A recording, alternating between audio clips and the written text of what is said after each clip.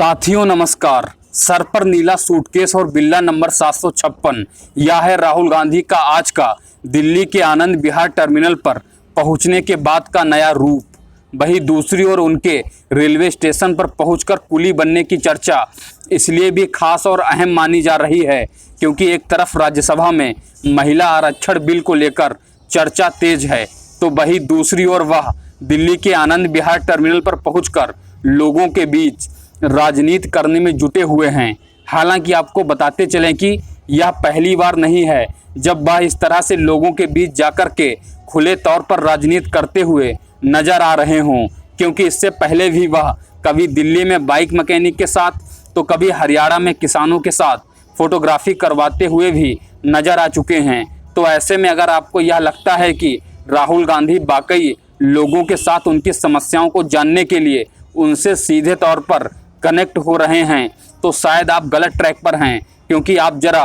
2004 से लेकर के 2014 तक के उस पीरियड को याद कीजिएगा जिस वक्त कांग्रेस सत्ता में थी और मनमोहन सिंह प्रधानमंत्री थे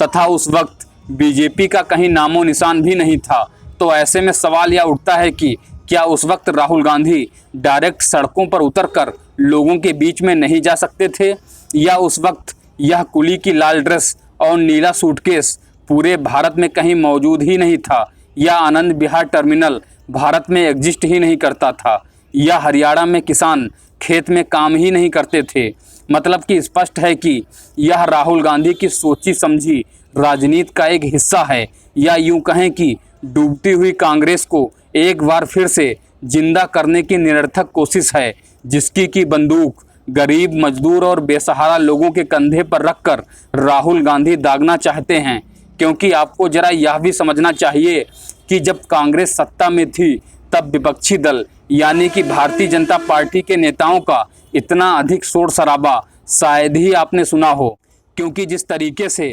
कांग्रेस के नेता भारतीय जनता पार्टी पर यह लांछन व आरोप लगाते हैं कि उन्होंने ईवीएम हैक कर रखी है, या वोट अगर कांग्रेस को डालो तो जाएगा बीजेपी को ही। तो ऐसे में कांग्रेस उस वक्त फंसती हुई नजर आती है जब कर्नाटक जैसे राज्यों में वह सरकार बनाती है और काउंटिंग ईवीएम से ही होती है। तो इसलिए ऐसे में इस दृष्टिकोण से यह कहना भी बिल्कुल गलत नहीं होगा कि अगर देश के प्रधानमंत्री ने देश की जनता को मुफ्त राशन, मुफ्त गैस और मुफ्त आवास दिया है और इसके एवज में अगर भारत की जनता उनको प्रधानमंत्री पद के लिए बार बार चुनना चाहती है तो विपक्ष को इसमें दिक्कत क्या है। वीडियो में बने रहने के लिए बहुत बहुत धन्यवाद।